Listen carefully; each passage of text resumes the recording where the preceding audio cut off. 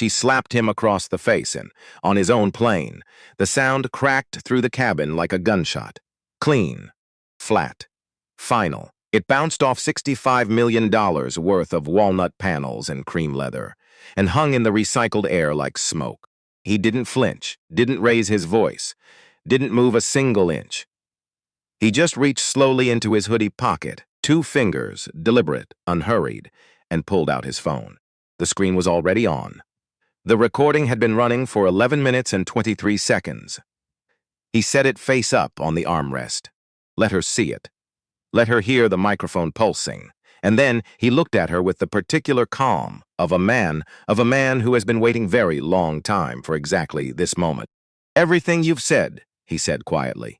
"Everything you've done, the slap, the lie you're about to tell security." He paused. "It's all right here."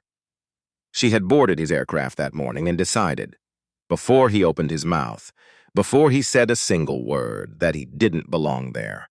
She was about to find out exactly who he was. She slapped him across the face, on his own plane, and she still thought she was going to win. Let's go back to where this started. Baltimore, 1987. A Tuesday morning in October, cold enough to see your breath, not cold enough to matter. Darnell Okafor was 15 years old and standing in a corner store on Presbury Street with a bottle of water and a loaf of bread. That was it, $1.47. He had exact change in his palm because his mother always told him to have exact change. Less time at the register. Less reason for anyone to look twice. He set the items on the counter. The man behind the register, 50s, gray at the temples, reading glasses, pushed up on his forehead, looked at Darnell. Not at the water, not at the bread, at Darnell. Then he looked toward the back of the store and gave a small nod. A security guard appeared. Big man, dark uniform. He walked over and stood 2 feet to Darnell's left and just. Stood there. Nobody said anything. The cashier rang up the items without a word. Darnell put his $1.47 on the counter. Took his bag. Walked out. He didn't run. Running would have meant something. He walked. Steady. Even. Like his heartbeat wasn't doing what it was doing. His mother's on the sidewalk. She saw his face immediately. That night, after dinner, she sat across from him at the kitchen table and folded her hands the way she always folded them when she was about to say something she had already decided on. You didn't do anything wrong. He already knew that. But sometimes, she said, staying quiet is the smartest thing a person can do. He looked at his mother, Eleanor Okafor, eyes that missed nothing. Hands that had built everything they had from double shifts and sheer refusal to quit. He believed her, so he did what she said. For the next 37 years, Darnell Okafor stayed quiet. Here is what 37 years of quiet looks like. It looks like a scholarship to Howard University that he earned with grades so clean they couldn't be argued with. It looks like a one-room logistics office in Southeast D.C. with a second-hand desk and a business plan written on notebook paper. It looks like 25 years of building, bidding it, losing contracts and coming back, hiring the first employee, then the 10th, then the 100th. It looks like Pinnacle Bridge Group, $4.7 billion, aerospace infrastructure, commercial logistics, real estate holdings across 13 states. A company that moved things, cargo, contracts, capital, with the kind of quiet efficiency that made other companies nervous. Darnell didn't appear on magazine covers. He didn't do keynote speeches at conferences where men in expensive suits patted each other on the back.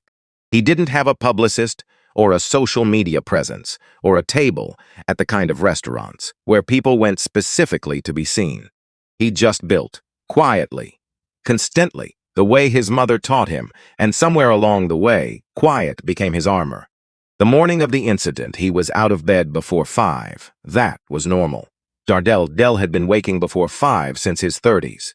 Something about the early dark felt honest, like the world hadn't decided yet who it was going to be that day. Like he had a few minutes before everything started requiring things from him. He made coffee.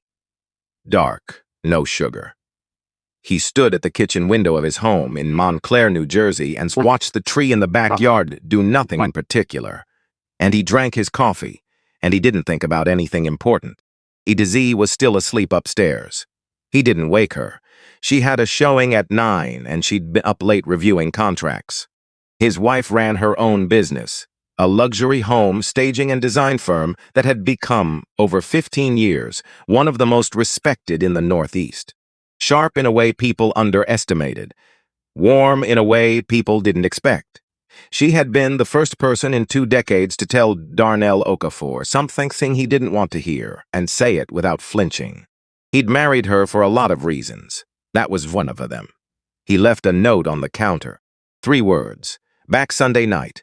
She would know everything else without being told. Now. The hoodie. People must see assumptions about the hoodie. His assistant had made assumptions. His board members had made assumptions. A journalist once had written a paragraph about Darnell's studied casualness as if it were some kind of calculated brand strategy. It wasn't. The truth was simpler and older and more painful than any journalist would have found interesting. 2014, Chicago. A hotel near the river, the kind with marble floors and a chandelier in the lobby, and staff who wore earpieces and called you sir before you finished walking through the door. Darnell was 42 years old. He had just closed a $40 million contract with a regional freight company, and he was celebrating alone because that was how he celebrated things. Quietly, with a decent meal and a room with a view. He walked into that hotel in a charcoal suit, custom fitted. He'd bought it in New York 2 months earlier from a tailor who'd been making suits for people like him for 30 years. He walked up to the check-in desk. The woman behind the counter looked at him. Then her eyes moved past him to a white man who had come through the door maybe 10 seconds after Darnell. She smiled at that man. She said, "Welcome back. We have your room ready." She said it like Darnell wasn't standing right there. He waited. She came back to him, professional, efficient, a little cooler than she'd been a moment before, though she would never have described it that way. She processed his reservation. She gave him his key card. He went upstairs. He ordered room service, ate alone, sat by the window with a glass of bourbon and watched the river and told himself it was fine. It was nothing. It happened all the time. You stayed quiet. You moved on. But here is what he did not know until much later. He did not know about the man with the briefcase who walked into that same hotel 3 months after him. A developer from Atlanta, new money, confident. He did not know that man had complained, loudly, specifically, with the manager's full attention, about being overlooked at check-in. He did not know that man had a video on his phone. Just habit. He did not know that the hotel issued a formal apology, changed their training protocol, did something that looked like accountability. Darnell found out by accident. A mutual acquaintance mentioned it at a dinner. Passed it off as a story. Isn't that something? Darnell sat very still and said yes. Can you believe it? And afterward, driving home, he thought, I was there first. I had the same experience. Then I said nothing. So nothing changed. After that, he started carrying his phone differently. Not obsessively, not like a man expecting trouble, but like a man who had learned, slowly, expensively, in ways that cost him things he never talked about. That his word alone was not going to be enough. His word had never been enough. So he'd tried suits. He'd tried watches. He'd tried looking exactly like what he was. A man who had built something real and belonged everywhere he set foot. And people still looked at him like that. So at some point, he stopped dressing for their assumptions and started dressing for information. Because here is what the hoodie told him. When he walked into a room in a hoodie and jeans, and someone greeted him warmly, someone asked how they could help, someone's treated him like a person with every right to be wherever he was. He knew something about that person. He knew they were seeing him. Not his net worth, not his suit. Him. And when someone looked at him sideways. When someone's posture shifted. When someone's voice got careful in that particular way. He knew something about that person, too. The hoodie was not a statement. It was a test. And on the morning of the incident, he was wearing a plain black one.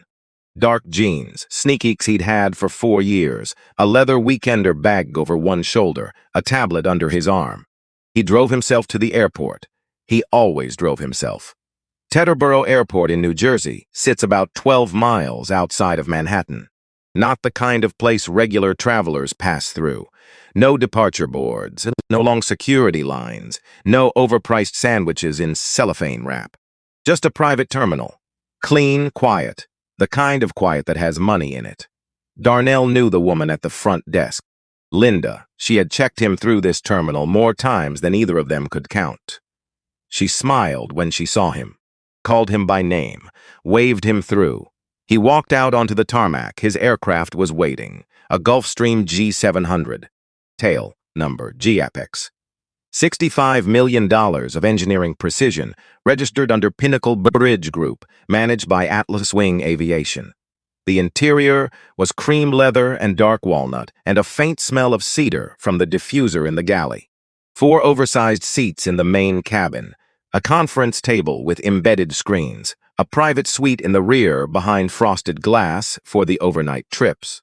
He climbed the air stairs. He took his seat, second row, left side, window.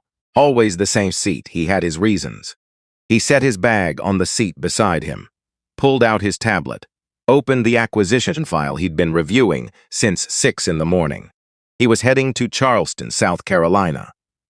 A regional logistics company he'd been watching for 2 years had finally signaled they were open to an offer. The kind of deal that took months to position and hours to close. He was ready. He put his headphones on. He did not notice when the crew changed. Diana Marsh had been flying private for 13 years. She knew this world. She knew how it worked. Which clients wanted conversation and which ones wanted silence. Which chairs you touched and which ones you didn't. She was good at her job. Ask her, and she'd tell you that directly, without apology. She'd built a reputation at Atlas Wing as someone who kept the cabin running with the precision of a Swiss watch. No drama, high standards. Ask her colleagues, though, and they'd tell you something different. Not loudly, not on the record.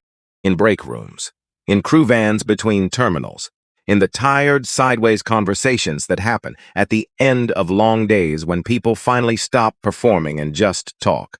They'd tell you about a pattern. It wasn't always obvious. It wasn't always dramatic. It was quieter than that. Colder. A greeting that arrived 2 beats too late. A look that lasted 3 seconds too long. A tone that shifted depending on who was asking.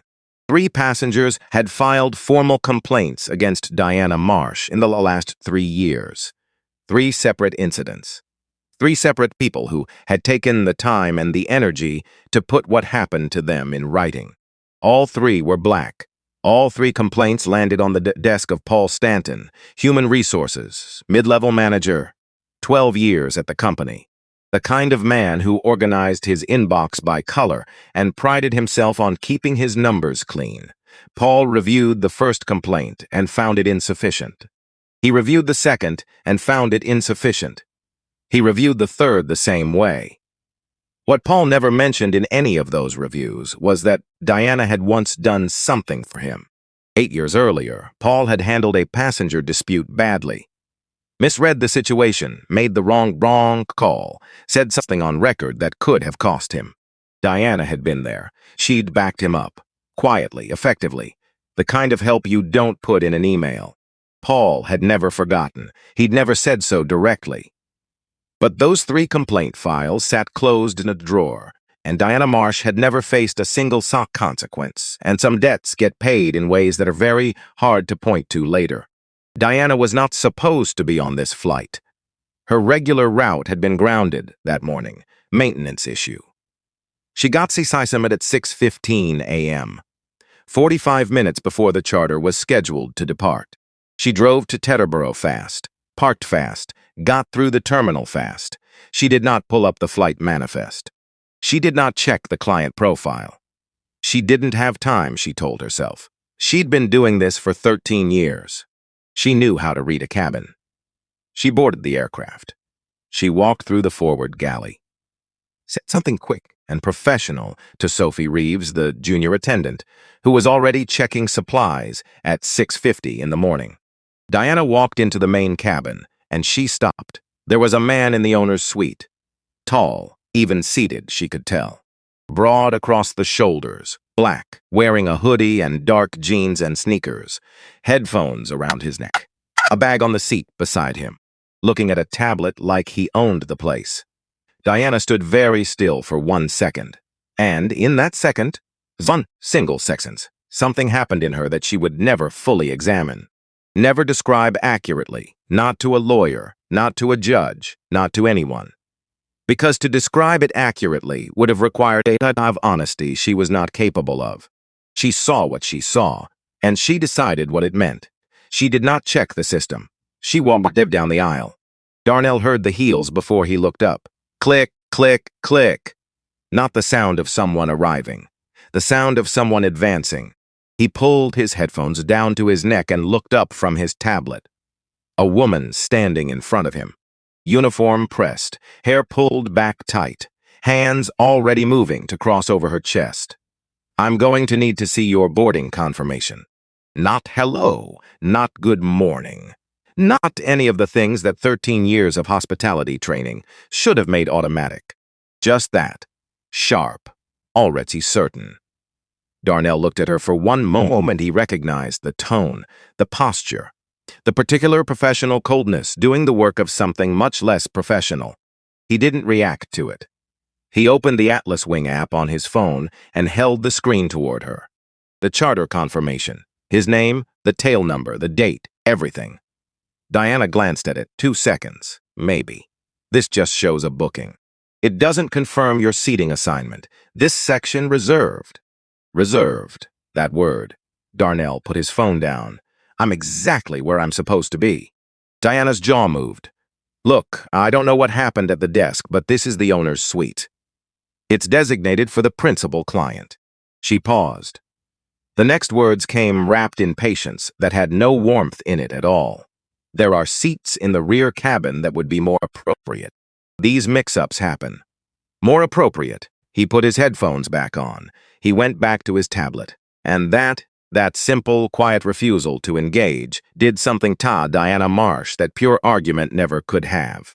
She stood there. He wasn't looking at her. He wasn't defending himself. He wasn't explaining himself. He was just not moving. Her nostrils flared. She walked to his leather weekender bag on the seat beside him, picked it up with both hands. Let me help you relocate. She started walking toward the rear of the aircraft. Darnell stood up. When he rose from that seat, something shifted in the air of the cabin. He was 6'2". He hadn't moved fast. He hadn't raised his voice. He just stood, and space rearranged itself around him. Put my bag down. 3 words. Even. Clear. The kind of authority that doesn't need volume. Diana stopped mid-step. Turned around. For just a moment, 1 fraction of a second, something crossed her face. Surprise. Maybe even something that could have become recognition if she'd let it. She didn't let it. She set the bag down. Not gently. She dropped it. It hit the floor with a sound that bounced off the walnut walls. Then she leaned in slightly, lowered her voice. You don't want to make this difficult.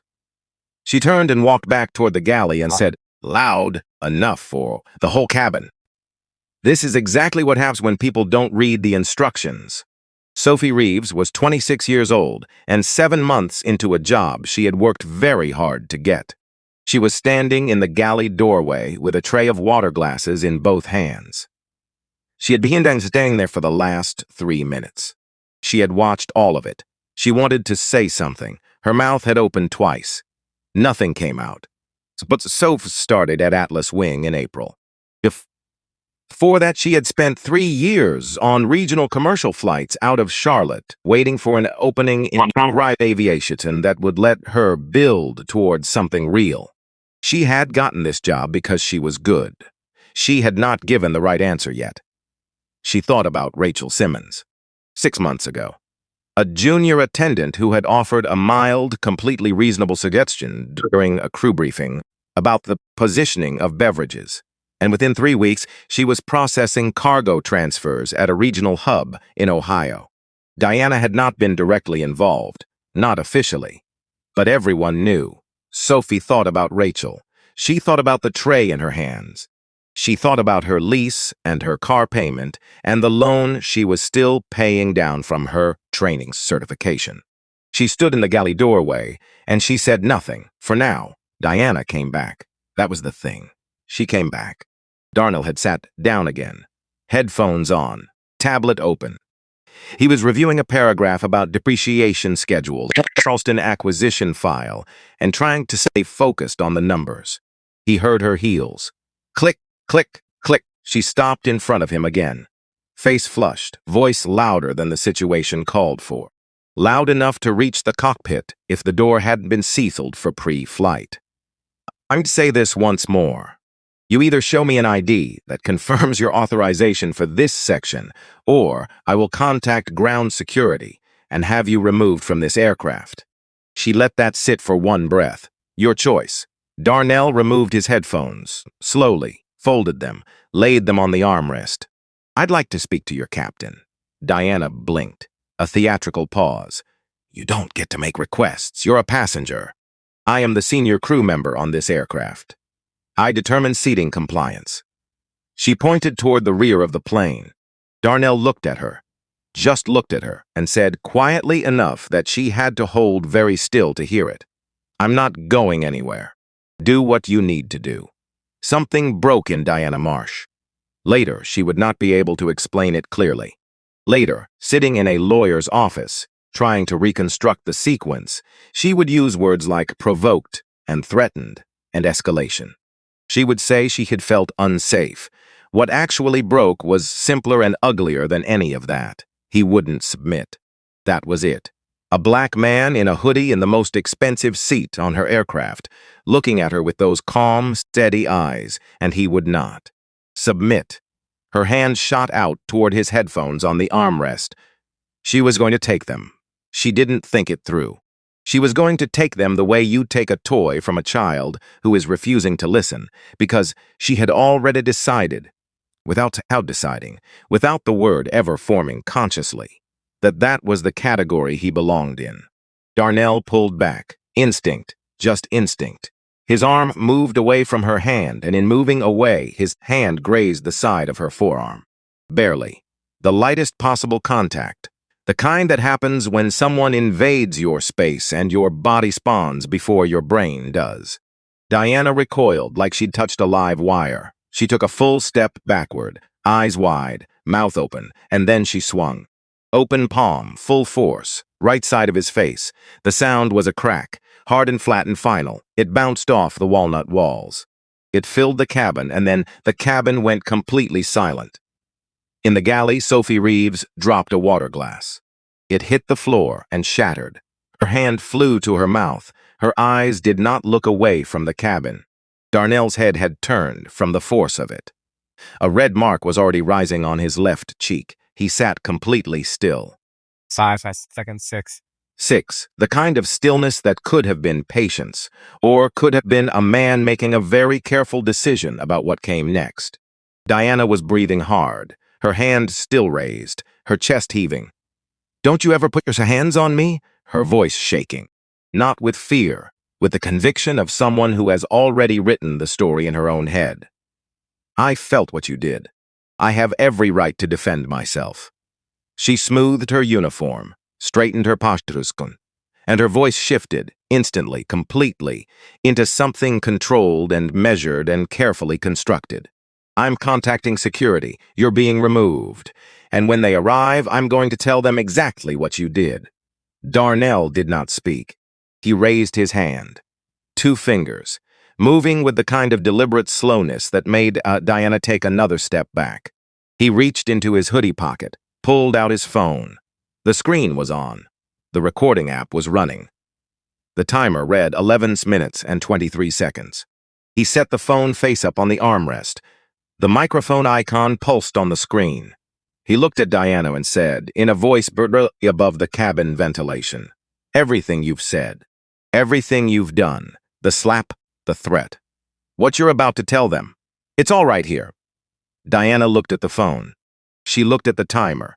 11 minutes, 23 seconds, 24, 25. Something went cold in her face.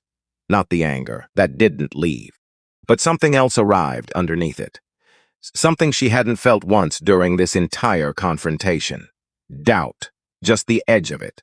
Darnell leaned back in his seat, folded his hands, said just as quietly, "I'd still like to speak to your captain." Diana pressed the intercom button in the galley with a steady hand. Her voice, when it came out, was transformed. Softer. Just slightly unsteady. The specific register of a woman who has been through something and is trying to hold herself together. "Ground ops, this is Senior Attendant Marsh on GAPEX. I need security at the aircraft. We have an unruly passenger in the user's suite refusing to comply with crew instructions." A pause. Then quieter, like a confidence. He became physically aggressive. He grabbed my arm. "I feel unsafe." She released the button. Turned back toward the cabin. Her face had reset completely. Sophie Reeves, still standing in the galley doorway, watched her do it. And Sophie understood, in the way that young people sometimes understand things they've never been told, that what she had just witnessed was not a person telling the truth. She looked at the man in seat 2. Darnell Okafor was sitting exactly where he had been sitting when Diana first walked onto the aircraft. Tablet on his lap, phone on the armrest. Face turned slightly toward the window. The mark on his cheek still red. He looked, Sophie thought, like a man who had been here before. Not on this plane, not in this specific seat, but here, in this kind of moment. The kind where someone had made a decision about him and before he'd done a single thing, and he was essence now simply waiting for the world to catch up to the truth. She looked at the broken glass on the galley floor. She thought about Rachel Sims in Ohio.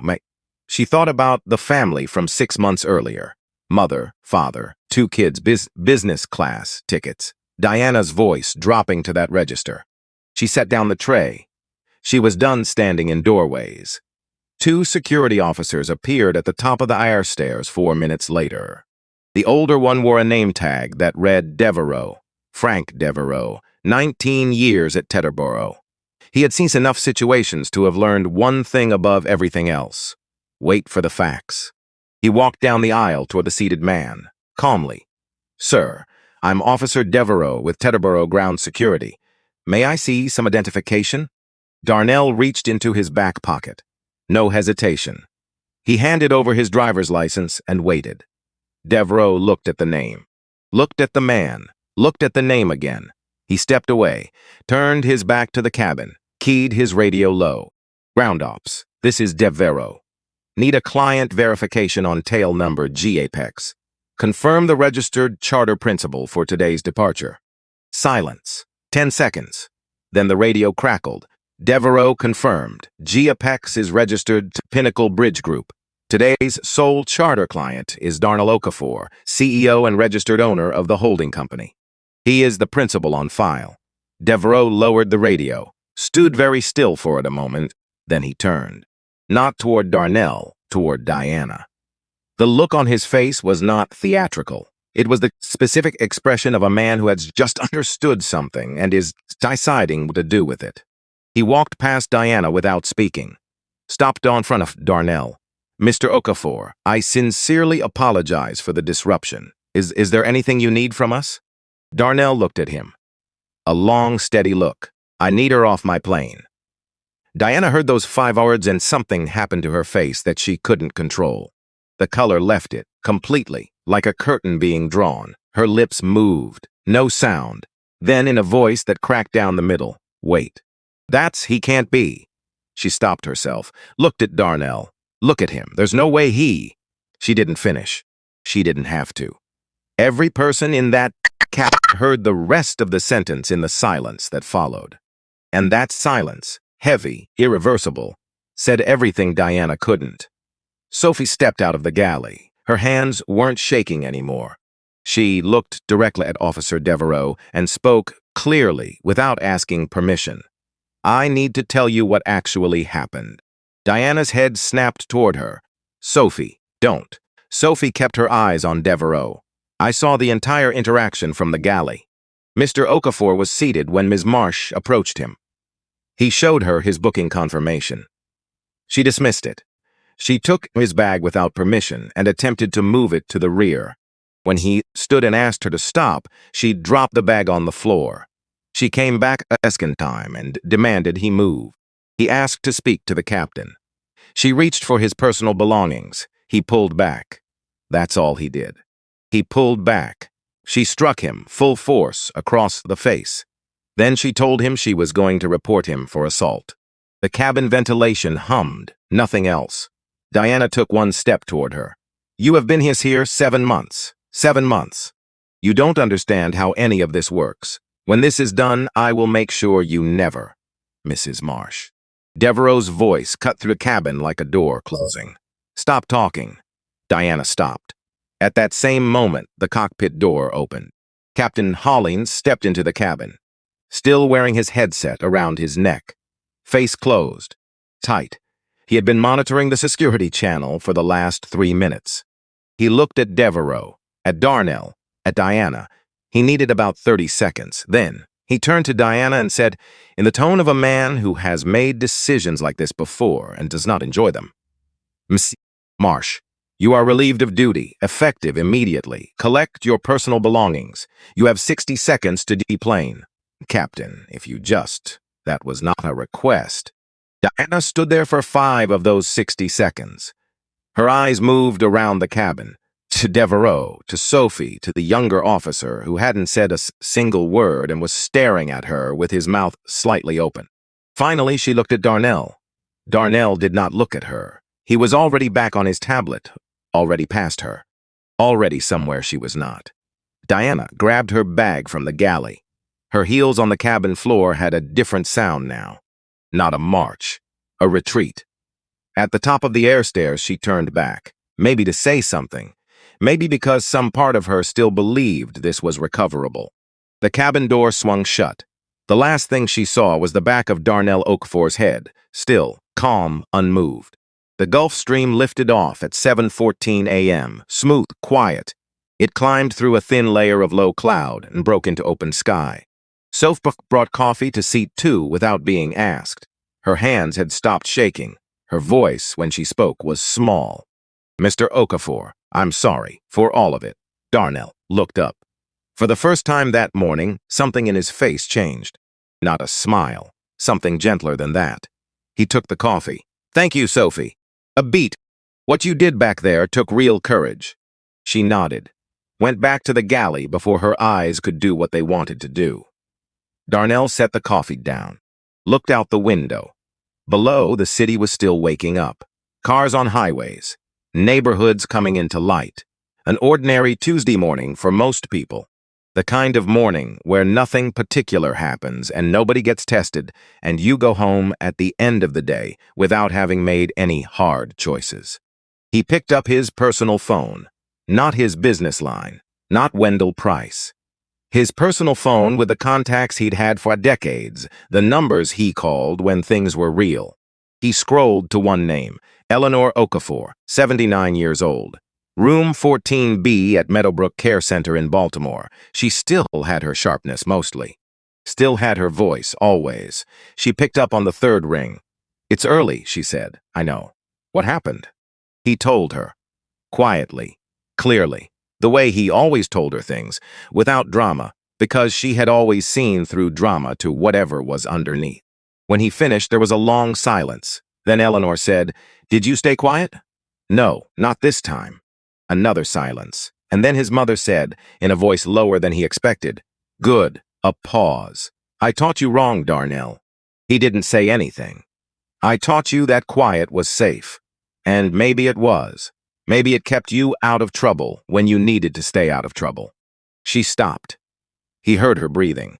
But there's a difference between keeping yourself safe and keeping yourself small, and I spent too long teaching you one when I should have been teaching you the other. The plane moved through clear sky. You okay, she asked. I'm fine. Your cheek? He touched it. Still tender. It's fine. A breath. Now call your lawyer. He called Wendell Price at 7:41 a.m. Wendell had been at his desk since 6:30. He picked up on the 2nd ring, which meant he'd seen the name and knew. How bad? Wendell said. Darnell told him. Wendell listened the whole way through without interrupting, which was how Darnell knew he understood the seriousness. When Darnell finished, Wendell said, "The recording. Audio and video both? Both. Duration? 11 minutes 23 seconds from first contact. The slap is at 9:41. Wendell sizzled through his nose and the intercom call. She made it while you were still in the cabin, while I was seated 3 feet from her. So it's all captured, all of it. A pause. The sound of Wendell's pen on paper. I've watched you let things go before, Darnell. More times than I can count. Things that should not have been let go. I know. This time? Darnell looked out the window. The Atlantic coast visible far below, a thin line where land became water. This one doesn't get let go. Wendell put down his pen. Darnell heard the shift, the slight adjustment in posture that meant his lawyer had moved from note-taking to strategy. Then here's what we do. Diana Marsh's feet hit the tarmac at 7:09 a.m. Cold asphalt, cold air, the sound of a jet engine somewhere across the field doing what jet engines do, indifferent, mechanical, loud enough to drown out everything except your own thoughts. She stood there for exactly 3 seconds. Then she pulled out her phone, not to call a friend, not to call HR, not to sit with what just happened and ask herself any of the questions that needed asking. She called Paul Stanton. He picked up on the 4th ring, groggy. She could hear it. 7 in the morning on a Tuesday, and Paul Stanton was the kind of man who needed 2 alarms and a full cup of coffee before he was useful to anyone. Diana, flat, like he already knew. They pulled the manifest, she said. The passenger is the owner. Silence. Not the thinking kind, the held breath kind. Paul, are you listening to me? I heard you. Then you understand what I need. Another silence. This one longer. She counted. Diana, don't. Her voice dropped. Went somewhere colder. You know what's in those files? You know what gets opened if this goes sideways. So you need to decide right now which side of this you're standing on. Paul Stanton said nothing, and then he hung up. Not aggressively, just quietly. The soft click of a man closing a door he should have closed 8 years ago. Diana stared at her phone. The screen went dark. Behind her, the Gulfstream's engines were spooling up. She didn't turn around to watch it leave. Paul Stanton sat in his car in his own driveway for 6 minutes after that call ended. He had been awake since 6. Not because he was an early riser, because something in him had registered the 6:15 reassignment notification that went through the crew management system. It's the system he's access to, not as part of his job exactly, but access nonetheless. And something in him had registered Diana's name attached to a charter flight. And something in him had known, in the wordless way that people who have been avoiding things know, that this particular Tuesday had the shape of a day that would matter. He had not called her. He had not warned the crew. He had not pulled up the client file to see who was on that aircraft. He had made his coffee and read the news and told himself it was nothing. Now, he sat in his car and looked at his steering wheel and thought about a stack of folders in a filing cabinet on the 3rd floor of Atlas Wings' operations building.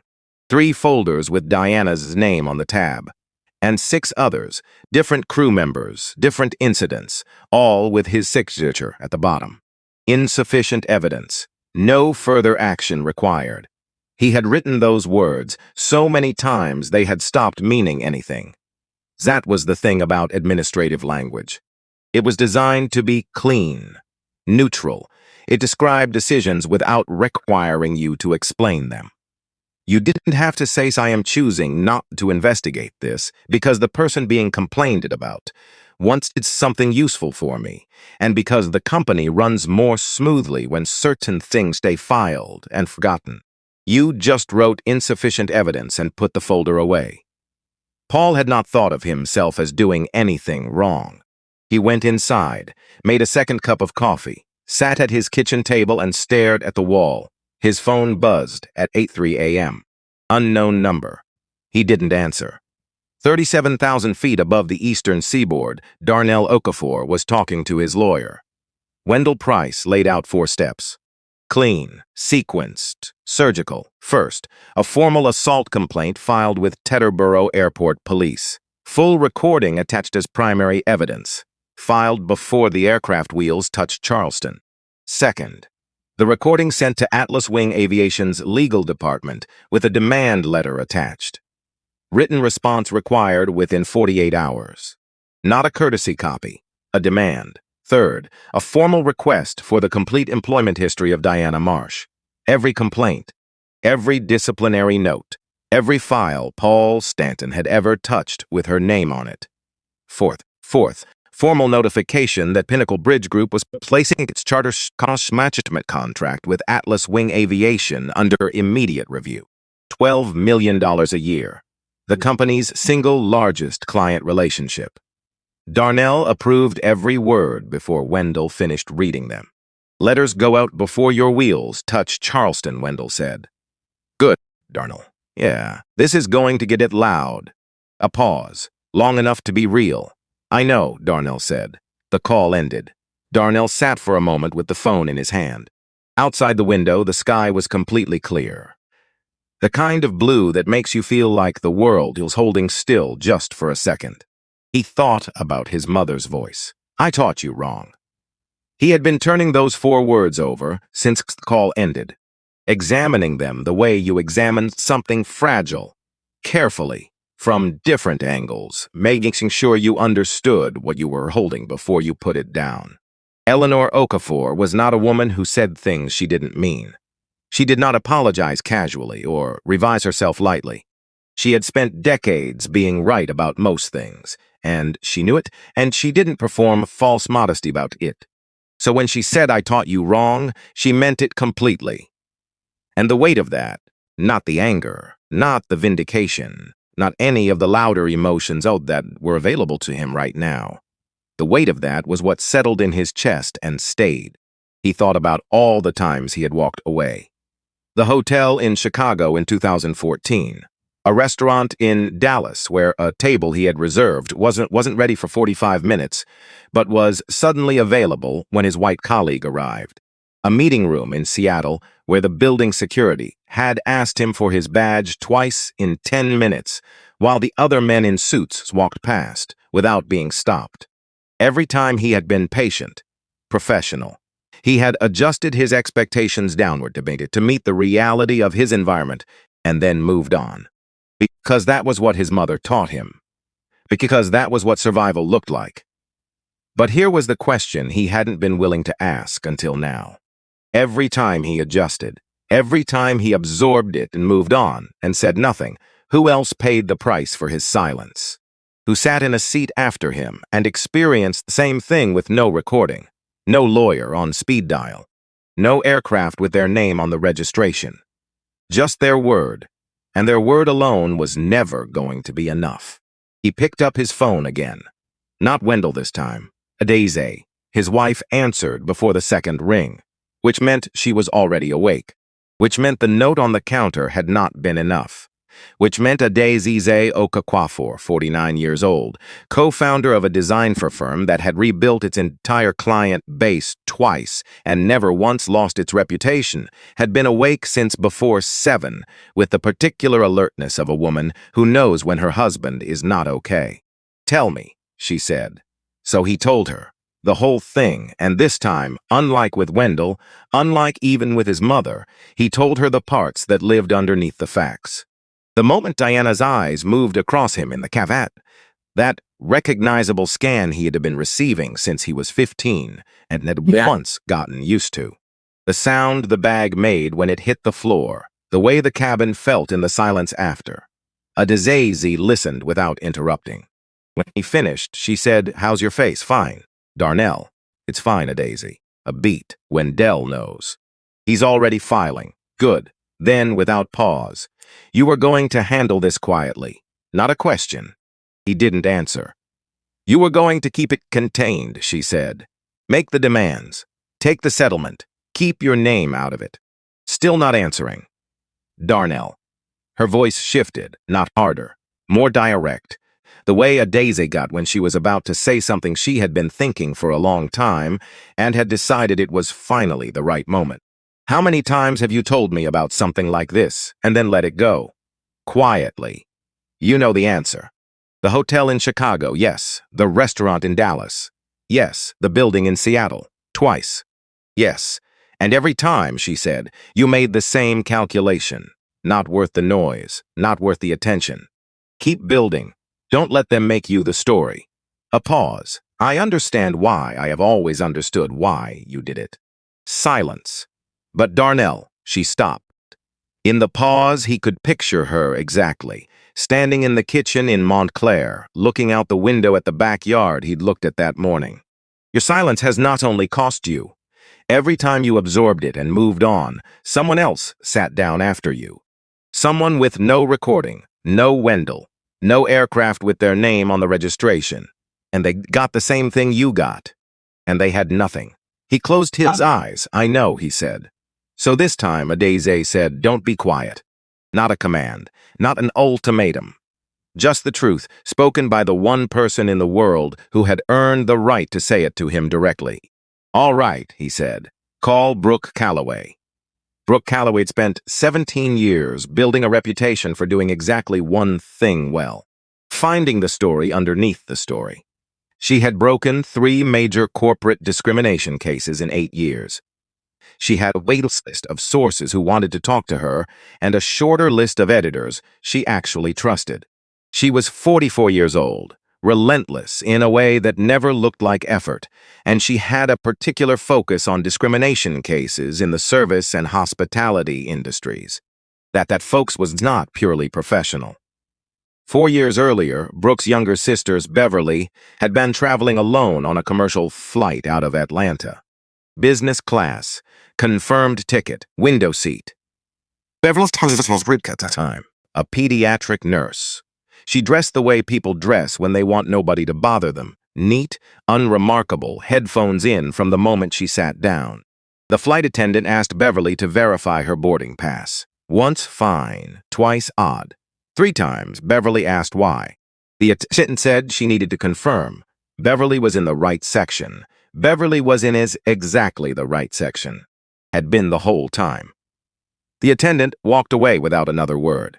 Beverly sat there for the rest of the 2-hour flight in the specific, exhausting silence of someone who has just been told, without any words at all, that they don't belong somewhere they have every right to be. Beverly filed a complaint. The airline reviewed it and closed it within 2 weeks. Insufficient evidence. No witnesses willing to go on record. Beverly called Brooke. And Brooke had tried. She had written a draft. She had taken it to her editor at the time. A careful man, good instincts, risk-averse. He read it and said, genuinely apologetic. We need something stronger. A recording. A corroborating witness on record. Something the legal team can stand behind. Brooke did not have something stronger. The story didn't run. Beverly moved on.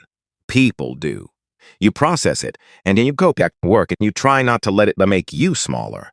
Try not to let it reshape the way you move through the world. But it does. It always does, a little. And the people who did it never knew. Never faced anything. Never had to sit with what they'd done.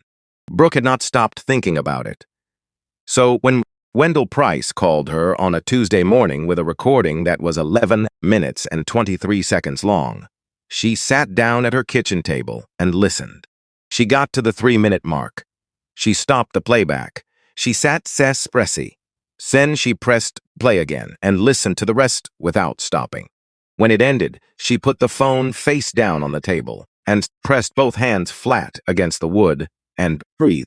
Not because she was surprised. She was not surprised.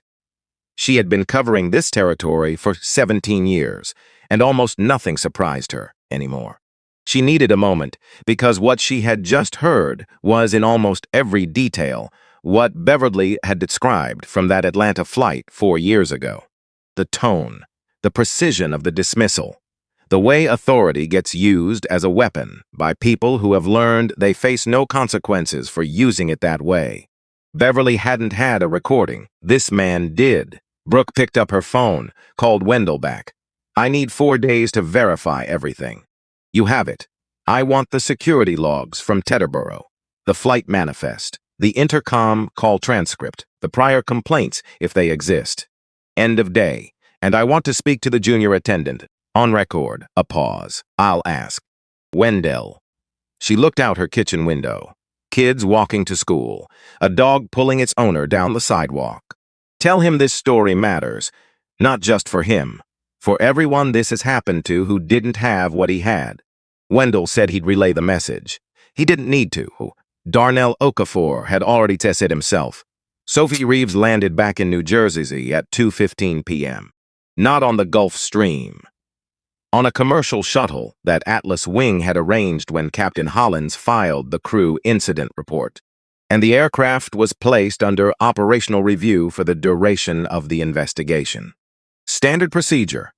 Bureaucratic. The kind of thing that happened automatically when the paperwork said it should. She had her bag. Her uniform still pressed. Her mind going in several directions at once. What she had said on the aircraft that morning felt both very simple and very complicated, depending on which moment she came at it from.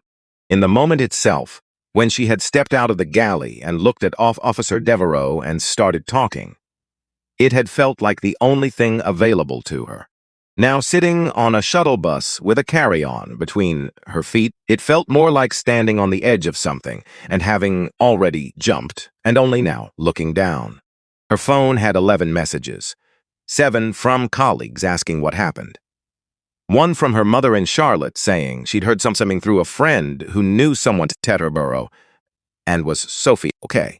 2 from numbers she didn't recognize. And 1 from a Wendell Price, attorney-at-law, explaining who he was and asking if she would be willing to speak with Brooke Calloway, a journalist preparing a piece on the incident, at her complete discretion. No obligation. Sophie read that message 3 times. Then she looked out the bus window at the turnpike in November. Gray sky, gray asphalt. She thought about the family from 6 months ago. Mother, father, 2 small kids. Business class tickets in their hands. Diana's voice going to that register. That particular, practiced register that managed to be perfectly polite and completely contemptuous at the same time.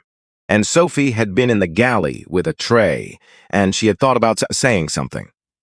She had not said something. The family had sat there for the whole flight. They hadn't complained. They'd probably the same calculation Darnell Okafor had made for 37 years. Not worth the noise. Get home. Sophie had gotten home that night and had not been able to sleep and had not fully understood why until now. She understood now. She typed a reply to Wendell Price. Yes, she would speak with Brooke Calloway. On record, she pressed send. Put her phone in her pocket. Watched New Jersey go by. Clifford Greer arrived at his Manhattan office at 8:15 a.m. He was a methodical man, mid-50s, the kind of tan that comes from weekends on Long Island, rather than anything tropical. He had built Atlas Wing Aviation over 20 years into a company synonymous with discretion. That was the brand. That was the promise. You trusted Atlas Wing not just with your aircraft management, but with your reputation. His assistant had flagged the email before he'd taken off his coat. Subject line from Wendell Price. Formal notice. Client incident. Charter. November 12. Greer read it standing up. Then he sat down. Then he opened the attached recording and pressed play. He listened for 11 minutes. When it ended, he sat with both hands flat on his desk and stared at nothing in particular for a while. He pressed play a second time. Not because he'd missed anything. Because some part of his brain where it became ambiguous. Where there was room for interpretation. Where someone could make a reasonable argument that it wasn't what it sounded like. That moment didn't come. The third time, he went directly to 9 minutes 41 seconds. The slap was clear as a gunshot. He pressed stop. And then, because his brain was the kind of brain that always looked for its own culpability last, he went to his files. His assistant kept paper backups for anything flagged with his name. He went to the folder for the previous year, flipped through slowly. Looks out for something he half remembered. Something that had sat at the edge of his attention and never quite made it to the center. He found it on the 3rd page, An internal forwarded email from 14 months ago. Subject, FYI, client complaint, crew member D. Marsh. He had opened it. He could see from the metadata that he had opened it the day it arrived. He had read the summary. A black passenger had reported that Diana Marshish had been dismissive and had questioned his right to occupy a premium section without cause. He had typed one word in response, noted, and forwarded it to HR and moved on with his day. He sat now and held that paper in his hands. He had not followed up, had not asked what happened next, had not required anyone to report back to him. He had a full calendar that day. A board call in the afternoon, a dinner in the evening. The email had arrived and been processed and been absorbed into the machinery of a company that was running well enough, that a single complaint about a single crew member didn't seem to require his personal attention. 14 months, 3 more passengers since then, and now this. Greer set the paper down, picked up his phone, called Wendell Price. Wendell answered immediately. Mr. Greer, I'd like to speak to Mr. Okafor directly. Mr. Okafor is not taking calls from Atlas Wing at this time. All communication should come to me in writing. You have 48 hours to respond to the formal notice. Greer exhaled. Wendell, I've known Darnell for. The clock starts from the timestamp on the email. 48 hours. The line went quiet. Not because the call dropped. Because Wendell Price had nothing more to say, and Clifford Greer had nothing left to argue.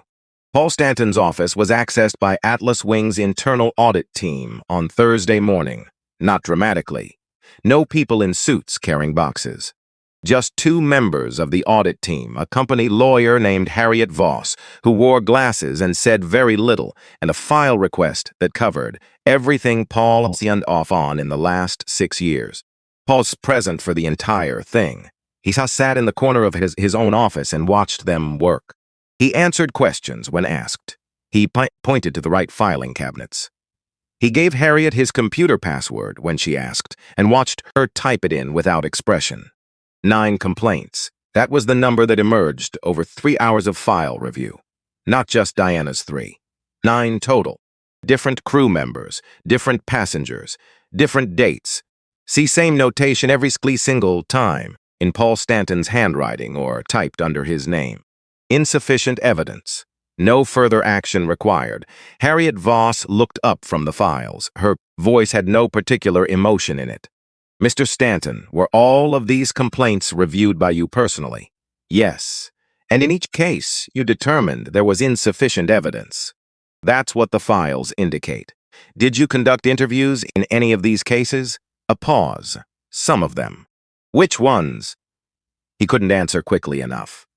Harriet looked back at the files, made a note. Paul sat in his corner and understood, for the first time with real clarity, what the word consequences felt like when it was pointed at you rather than someone else. He thought about Diana's call that morning. The 11-second silence before he hung up. He had told himself, in the hours since, that she'd chosen not to speak because he was processing, because he needed time to think. But the truth was simpler and harder than that.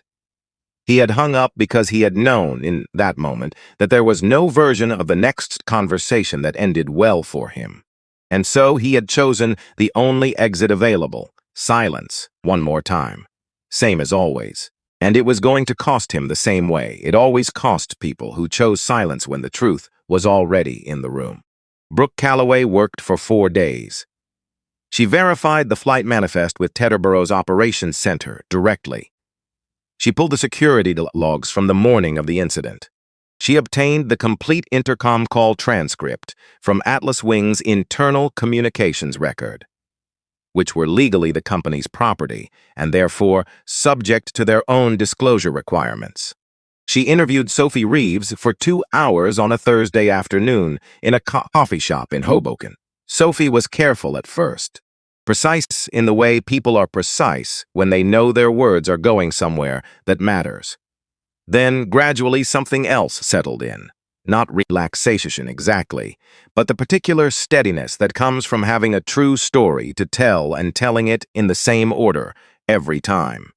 Brooke had conducted enough interviews to know the difference between a witness who is constructing a narrative and one who is simply remembering what happened. Sophie was the second kind. She described events in sequence. She acknowledged what she couldn't see clearly. She didn't editorialize. When Brooke asked why she hadn't spoken up immediately, Sophie was quiet for a moment. "Because I was scared," she said. "But then I thought about what I was actually choosing by staying quiet, and I couldn't choose it again." Brooke wrote that down and underlined it. She reached out to Diana Marsh for comment. Diana's lawyer, a man named Roy Hecht, who specialized in employment disputes and had the practiced demeanor of someone nothing shocked anymore, sent a 2-sentence response. "Ms. Marsh disputes the characterization of events and will not be providing further comment pending the resolution of any proceedings."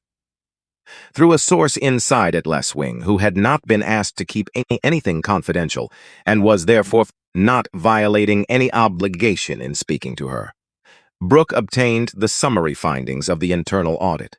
9 complaints, 6 years, 1 manager's signature on all of them. She sat at her kitchen table on a Friday night and wrote the article. She had written many hard pieces. She had written about companies that didn't want to be written about, and individuals with powerful lawyers and industries that protected themselves with silence and the sheer exhaustion of fighting. This piece was different. This one had a recording, and a recording Brooke had learned over 17 years changed everything. Not because the facts were different, but because a recording didn't let people choose what to believe.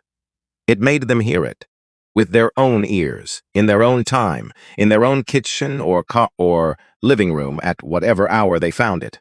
And once you heard it, you couldn't unhear it. She finished the draft at 11:40 p.m. Read it once. Changed 2 sentences. Then she went to the headline. She typed, "He's sitting in his own seat. What happened next exposed years of ignored complaints at Atlas Wing Aviation." She looked at it. Then she added the subheading, "And the 9 complaints nobody read." She saved the file, poured a glass of water, stood at the kitchen window.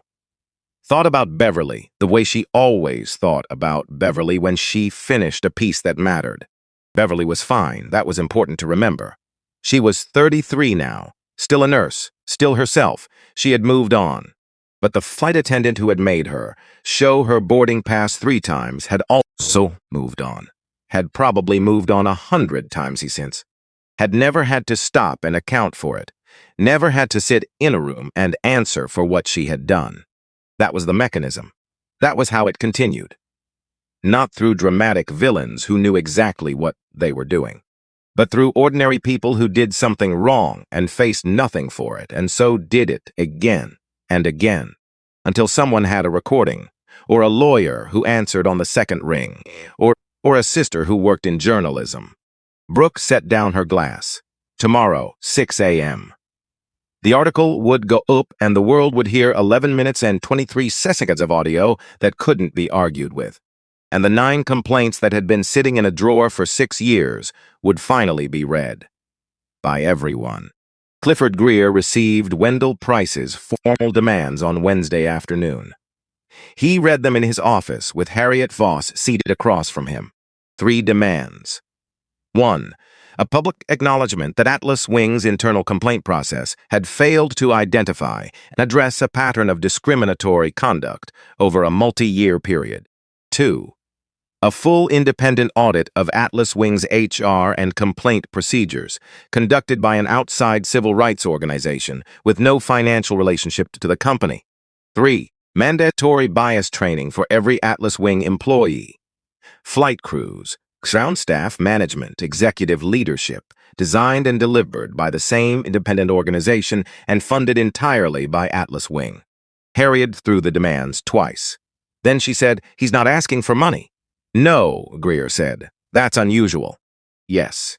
She looked at him over her glasses. "A money demand you can negotiate. A demand for structural change. You either do it or you don't." Greer looked at the window. Ordinary Wednesday afternoon for most people. "What's your recommendation?" he asked. Harriet set the papers down. Accept. All three. Don't negotiate. Don't counter. Don't ask for time. Accept as written. Begin implementing immediately and document every step. A pause. Because if you don't, and this recording becomes public, you won't be responding to 3 demands. You'll be responding to a congressional inquiry. Greer was quiet for a moment. There's also the contract, Harriet said. I know. $12 million a year. I know, Harriet. She gave him a moment. Then I pulled the file on the complaint that came to your desk 14 months ago. Greer nodded slowly. You marked it noted and forwarded it to HR. Yes, without follow-up. Silence. Clifford. Her voice changed, not harder, more direct. This is the part where I stop being your lawyer for a moment. You didn't create the problem. Diana Marsh created the problem. Paul Stanton made it possible for it to continue for 6 years. But you had information, one piece of information, 14 months ago, and you chose not to look at it more closely. And now everything that followed is in part a consequence of that choice. She let that sit. Accept the demands, she said again, and then figure out how to make the company something different from what it was. Greer picked up the papers, looked at them one more time. Then he picked up the phone and called Wendell Price. Wendell Price accepted the call at 4:17 p.m. on Wednesday. He listened to Clifford Greer's voice for 11 seconds. Then he said, "Hold, please." He muted the call, picked up his other line, called Darnell. Greer is accepting all 3 demands. No modifications, no counter. Darnell was in Charleston. In the middle of what had turned out to be a 14-hour parley of acquisition negotiations that had nothing to do with any of this and everything to do with the fact that he was a man who did not stop working because the world decided to test him. He was standing outside a glass-walled conference room, jacket on, coffee in hand, looking at nothing in particular. And the contract? He asked. Wendell was quiet for exactly 1 beat. He didn't offer to retain it, right? Darnell, the contract ends. Give him 60 days for a professional transition. Then we're done. A pause. That's $12 million a year. I know what it is. I'm not arguing. I just want to make sure you. Wendell. Final. Telese was awake when he called that night. 11 p.m. He was still in Charleston. It's done, he said, and the contract terminated. A silence on her end. Not surprised. Processing. How do you feel, she asked. He thought about that. Standing in his hotel room. Jacket off. Shoes off. Looking at the ceiling the way he looked at ceilings at the end of days that had required a lot from him. Like I should have done it sooner, he said. Adiz was quiet. Not this specifically, he said. Just all of it. Said something sooner. Stopped absorbing it and moving on. You were surviving, she said. Yeah. And now? He thought about Brooke Calloway's draft, which he had read that afternoon. The 9 complaints laid out in sequence. Paul Stanton's signature at the bottom of each one. The recording that was going to live on the internet and make it impossible for anyone who heard it to claim they hadn't understood what this looked like. Now I'm doing something else, he said. Ade said, good. He could hear the warmth in it, the particular warmth that was not soft but solid. The warmth of a woman who had been waiting for this specific answer for a very long time and was not going to make a production of it now that it had arrived. Get some sleep, she said. Yeah, Darnell. Yeah, I'm proud of you. He didn't say anything back. He let it land. The article went live at 6 a.m. on a Thursday. By 9, the clips embedded in Brooks' piece had been shared 40,000 times. By noon, 400,000. By the time Darnell boarded his return flight that evening, the number had stopped being useful information. It was just everywhere, every platform, every format. Cable news running segments, morning shows pulling clips, sending the link based to in years with a single line of text above it. Listen to this. And underneath all of it, in every comment section, and every group chat and every conversation that started up in offices and kitchens across the country, one thing kept surfacing. Not just outrage at the slap, though there was plenty of that. Something smaller, more specific, more personal. The 9 complaints. People kept coming back to the 9 complaints, to the 6 years, to the words insufficient evidence written over and over in a stack folders, galactics that had been sitting in a cabinet. Well, the peeps inside those folders went back to their lives and tried to move on and were never told that someone had decided this didn't count. That was the part that traveled furthest. Not because it was the most dramatic detail, because it was the most familiar one. Because somewhere in America, on that Thursday morning, a very large number of people read about those 9 complaints and recognized them. Not as news, as their own lives. Nobody read mine either, that sentence, in different words, from every direction. Nobody read mine either. The district attorney's office filed charges on a Tuesday morning, 3 weeks after the incident, 2 weeks after the article. Long enough for the full evidentiary picture to be assembled. Short enough that nobody could accuse the DA of moving slowly for political reasons. 2 counts. Count 1, simple assault, based on the recorded slap. Corroborated by Sophie Reeves's signed statement and Frank Devereaux's incident report, filed the morning of the incident before anyone knew what the morning would become. Count 2, filing a false report. Based on the recorded intercom call, in which Diana Marsh has stated that the passenger grabbed her arm and became physically aggressive.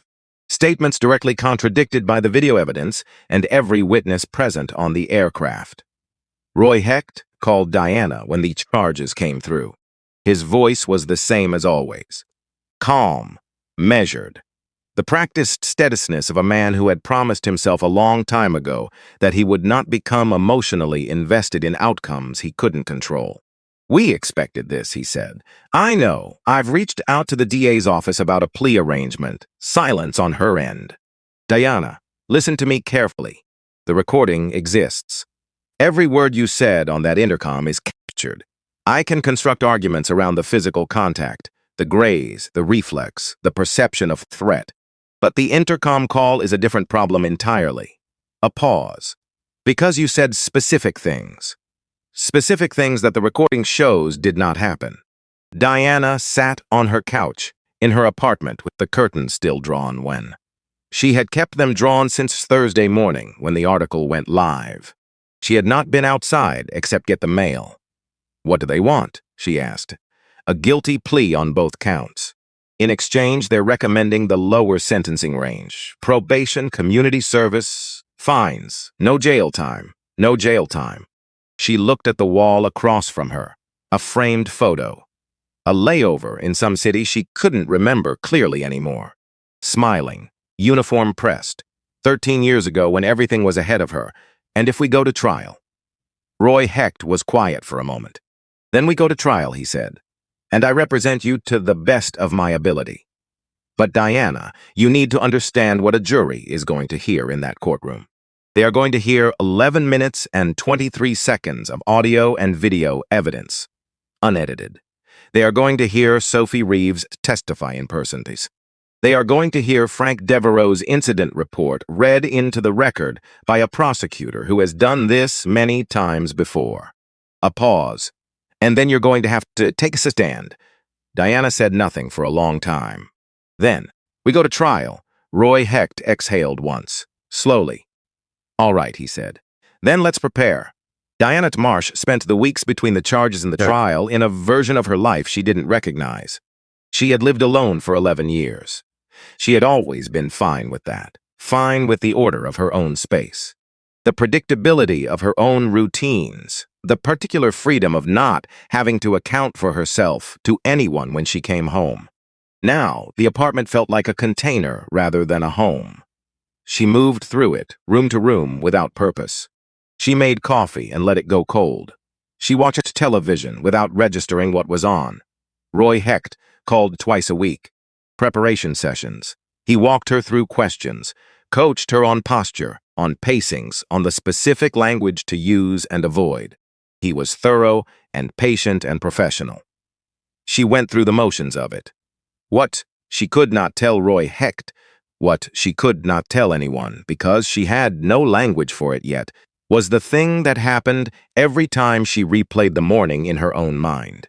She had replayed it hundreds of times by now. searching for the moment where she could insert a different choice, where she could have paused, checked the manifest, asked one more question before deciding she already knew the answer. And every time she looked for that moment, she found it. It was there, right there at the beginning. 1/2 second in the cabin doorway when she had looked at a man in a hoodie and made a decision so fast she hadn't even known she was making it. She could not tell Roy Heck that part. So instead, she talked about procedures and protocols and the stress of last-minute reassignments and the lack of adequate time to review client profiles. Roy Hecht wrote all of it down, and the trial approached. The trial was set for a Thursday in February. It lasted 3 days, which was about 2 days longer than most legal observers thought the evidence warranted, and 3 days shorter than Roy Hecht managed to stretch it through procedural motions and carefully constructed questions designed to introduce small amounts of doubt into small spaces. The courtroom was a mid-sized room on the 4th floor of the county courthouse. Wood paneling. Fluorescent overhead lighting that made everyone look slightly unwell. 12 jurors in 2 rows of 6, with the particular attentiveness of people who understand they are being asked to do something that matters. The gallery was full on all 3 days. Reporters, legal observers, members of the public who had followed the story since Brooke Calloway's article and had driven from different parts of the state to sit in wooden chairs for hours just to be in the same room where the thing would be decided. The first day belonged to the prosecution. Clara Voss, the assistant district attorney, was precise and unhurried. She had the build of someone who ran long distances on weekends and the manner of someone who had made peace a long time ago with being underestimated. She didn't use extra words. She didn't perform for the gallery. She set up the case in 18 minutes of opening statement. Incident, recording, witness, false report. The sequence was not complicated. She didn't try to make it complicated. Then she played the recording. Not clips, not highlights. The complete 11 minutes and 23 seconds. The courtroom was very quiet while it played. Not the performed quiet of people being respectful at an occasion. The involuntary quiet of people who have stopped breathing slightly because they are hearing something that doesn't leave room for distraction. Diana's voice asking for the confirmation, the flat, certain tone of it, the dismissal of the booking screen, the sound of a bag being moved, the sound of that same bag hitting the floor, footsteps, a voice asking to speak to the captain, then silence. Then, at 9 minutes 41 seconds, the crack, clean and flat and final, followed by Diana's voice shifting registers. 4 seconds, from force to fragility. The intercom call, her words clear and specific and directly contradicted by everything the jury had just heard.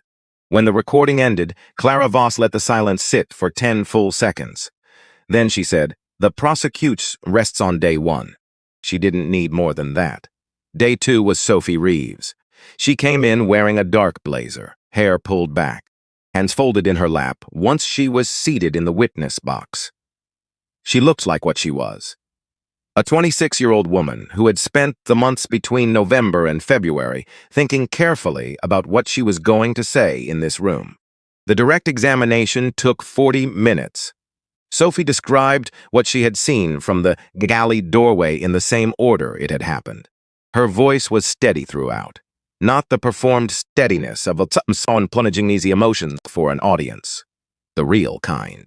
The kind that comes from having told a true story enough times so that it has settled into something solid that doesn't require effort to hold. She described the booking confirmation being dismissed, the bag being taken without permission, Darnell standing up, the bag hitting the floor, the second approach, Diana reaching for the headphones on the armrest, and Darnell's arm moving. She used those exact words, moving away, not pushing forward, not reaching out, just pulling back from something coming into his space. And then the slap.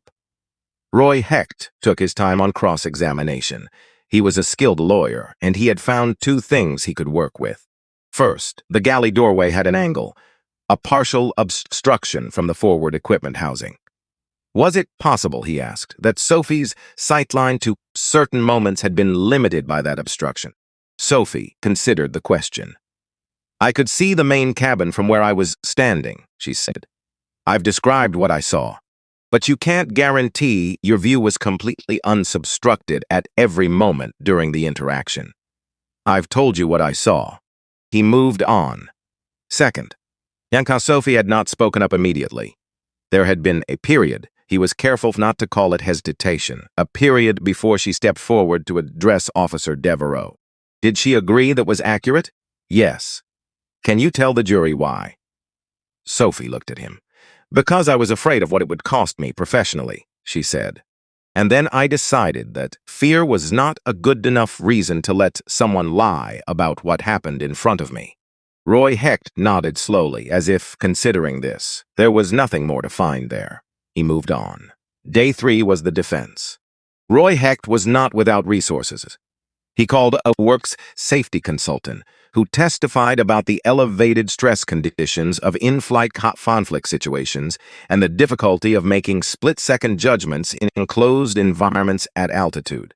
He called a former aviation industry HR specialist who discussed the complexity of passenger-crew interactions and the inherent ambiguity of seating authority disputes. He built a careful, methodical architecture of context, and then he called Diana Marsh. She came to the stand in a gray dress, composed. Roy had spent hours preparing her for this.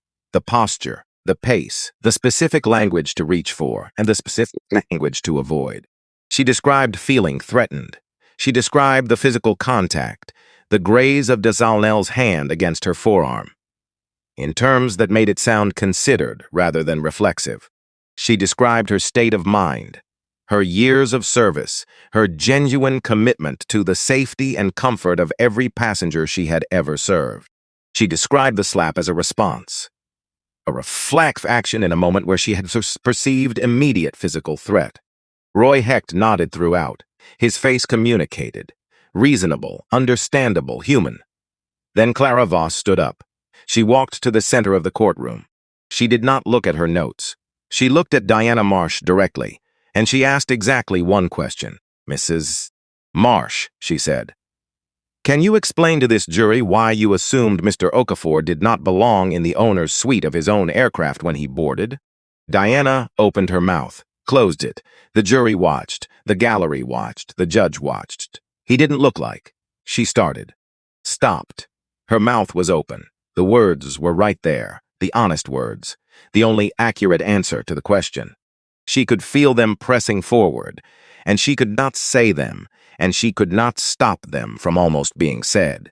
And the courtroom heard what she was stopping herself from, saying as clearly as if she had stood up and announced it. He didn't look like someone who belonged there, because he was black. That was the whole of it, the entire thing. From the first half-second in the cabin doorway to where she was standing now. All of it traced back to one moment when she had looked at a man in a hoodie and decided she already knew what she was looking at. She never finished the sentence. Clara Voss said nothing further and sat down. The jury deliberated for 82 minutes, which, in the vocabulary of jury deliberations, is not really deliberating. It is confirming. It is 12 people who have all seen the same thing, making sure they have all seen it the same way. They had. Guilty. Both counts. Diana stood when the verdict was read. She didn't cry. She didn't react visibly. She stood completely still, looking at a point on the far wall that had no particular significance, like a woman watching something close that she had known for a long time was going to close and had spent a long time hoping wouldn't. The sentencing came 6 weeks later. 24 months probation. 250 hours of community service at a civil education center designated by the court. An $18,000 fine. A permanent criminal record on every background check card for the rest of her professional life. Roy Hecht told the press they were reviewing their options. They did not pursue further options. Darnell Okafor was not in the courtroom when the verdict was read. He was in a hospital corridor in Baltimore. Room 14B at the end of the hall. Antiseptic smell.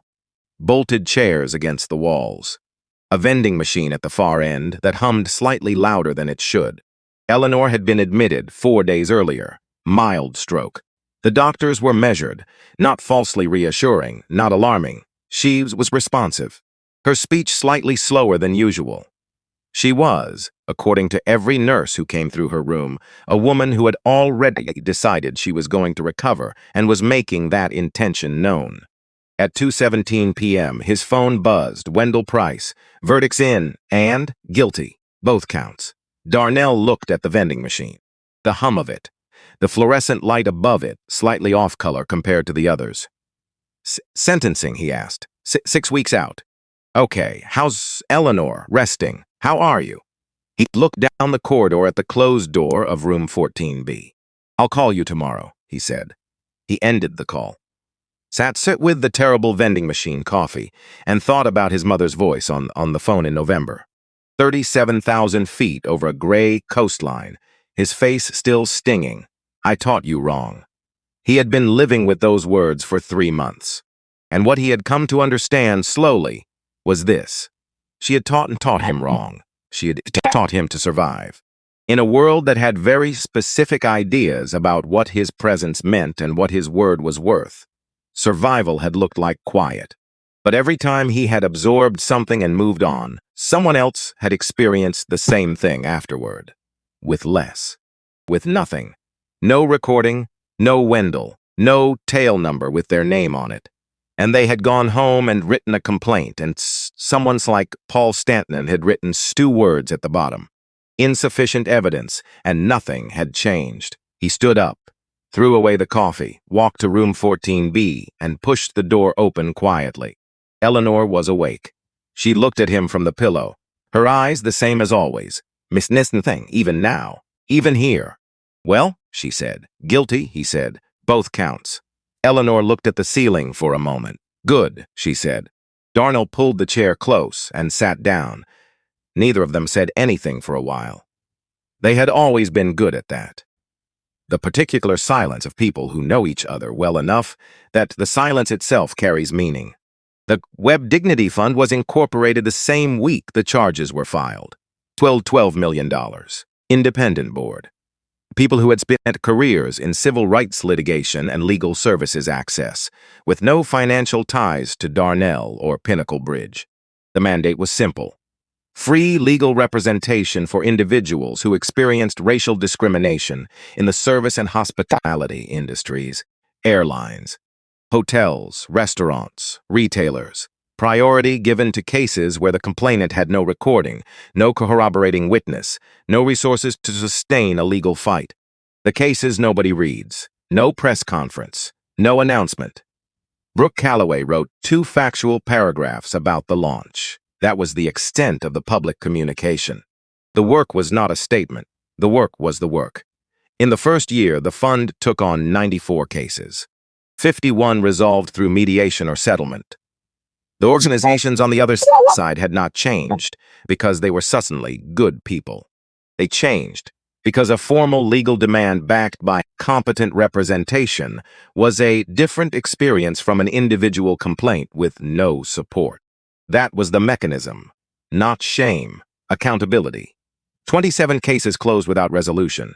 Evidence too thin. Organizations with lawyers good at running out the clock. That number was the one Darnell looked at longest in the quarterly reports. Those were the people who had done everything right.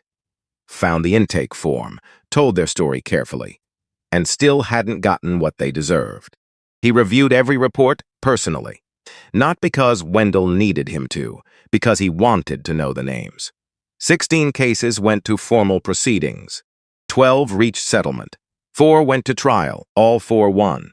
Paul Stanton was terminated for cause on a Friday, severance revoked. 9 complaints across 6 years, all bearing his signature. He packed a box, computer, books, a photo of his kids from a baseball game 3 summers ago. He didn't say goodbye many people. Some of them were already finding somewhere else to look when he walked past. Not because they disliked him. Because looking at Paul Stanton required thinking about a question they would rather not sit with, whether they would have done the same thing. Clifford Greer accepted all 3 demands within 48 hours. The independent audit took 8 weeks and found what thorough people always find when they examine things that haven't been examined carefully. A pattern. Not just Diana Marsh, not just Paul Stanton.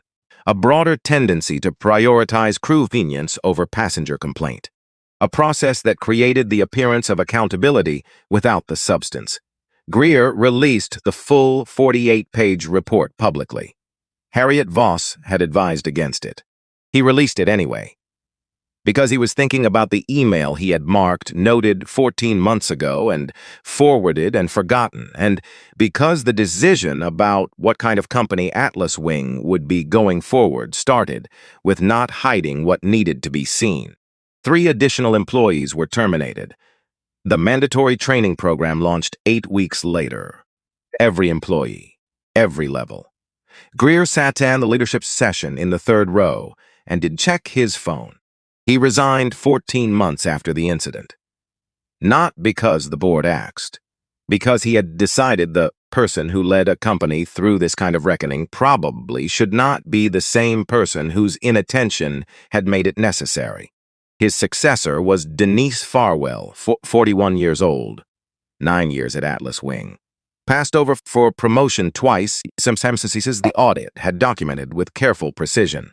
In her first company-wide address, she said, "This company made serious mistakes.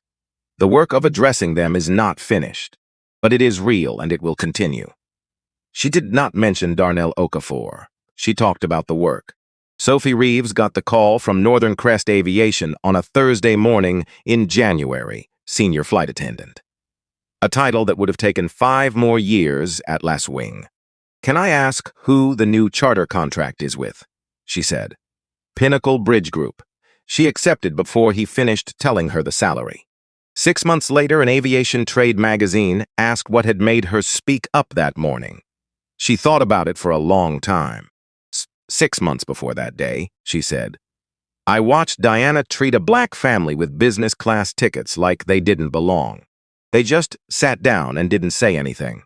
I went home that night and couldn't sleep." A pause. "That morning, I decided I wasn't going to add another person to that list."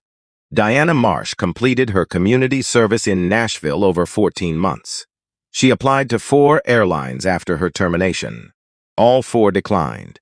3 hospitality companies, same result. Her name circulated in HR departments, not as a person but as a reference point. A case cited in the new compliance training modules, appearing across the industry. A local reporter found her 8 months after the trial. Working retail in a small city south of Nashville, she declined to comment. The reporter turned to leave. Diana called after him. He stopped. She stood in the doorway with the afternoon light behind her. "I didn't think he was the owner of the plane," she said. The reporter waited. She didn't say anything else. He wrote it down. Not because it was a revelation, because of what it revealed in its plainness. Not an excuse, not an explanation. Just a woman still standing in a doorway she'd walked through a long time ago, finally looking at what she had walked past. Darnell Okafor drove Eleanor home from Meadowbrook on a Saturday in March. She didn't want a wheelchair to the car. She told the nurse that directly, in the voice she used when a decision had already been made and further conversation was not required. The nurse handed her a cane instead. Eleanor looked at it for a moment, then she took it. Small negotiations. She was good at those. The drive from Baltimore to the house on Presbury took 22 minutes. Eleanor sat in the passenger seat with her hands in her lap and watched the city go by without commenting on it. She had lived in this city for 51 years. She had watched it change in ways that were good and ways that were not, and she had kept her opinions about most of it to herself. Darnell parked in the driveway. Hay came around her side. She let him help her out. Another small negotiation, acceptance without announcement. And they walked to the front door slowly, her cane on the left, his hand available on the right without being insisted upon. The house smelled the same. That was the first thing Darnell noticed every time he came back here. The particular smell of a house that had been someone's home for a very long time. Wood and old books and something faintly floral that had no tingle source he had ever been able to identify. He made tea. Eleanor sat at the kitchen table. The same table, same chairs, same window looking out on the same backyard that had not changed in any significant way in 37 years. The tree his mother had planted the year he started at Howard was bare still. Just begin to consider what spring might ask of it. He set the tea in front of her and sat down across from her. For a while, neither of them said anything. That had always been one of their better qualities. The ability to be in the same room without filling it. Eleanor wrapped both hands around the mug, looked at the window. Then she said, "The wet store is still there on Presbury." Darnell looked at her. "Corner store." Different name now, different people. She paused, but still there. He didn't say anything. "I think about that morning sometimes," she said. "You were 15. You had exact change in your hand because I told you to always have exact change." She looked down at the mug. "And when you came out, I could see it on your face. And I sat you down that night, and I told you that sometimes quiet was the smartest thing."